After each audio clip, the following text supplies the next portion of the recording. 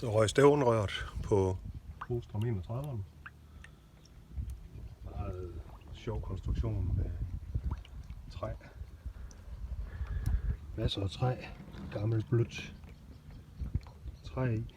Kridt. Opsulmet. Kombineret med flere forskellige lag glasfiber.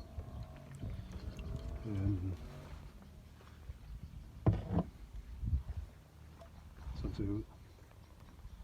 Godt tæret. Der hvor Blackjacken har siddet.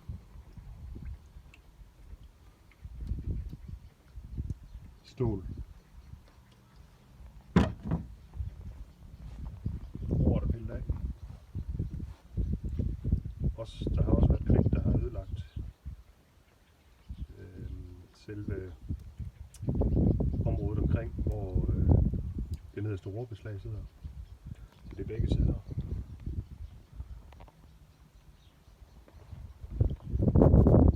Man kan godt sige, at det her det er vist det, der hedder en total makeover. Vi skal have skiftet den der. Det er alt vandet fra cockpittet, der skal komme ud der. Den der, den skal sløjfes, i det der ikke skal være en dieselmotor i mere. Den her, den er fra pantryet, og den skal også skiftes. Jeg troede, jeg ville lige kunne slive den, det kunne jeg ikke. Så den skal indfra. Kølen har masser af rust,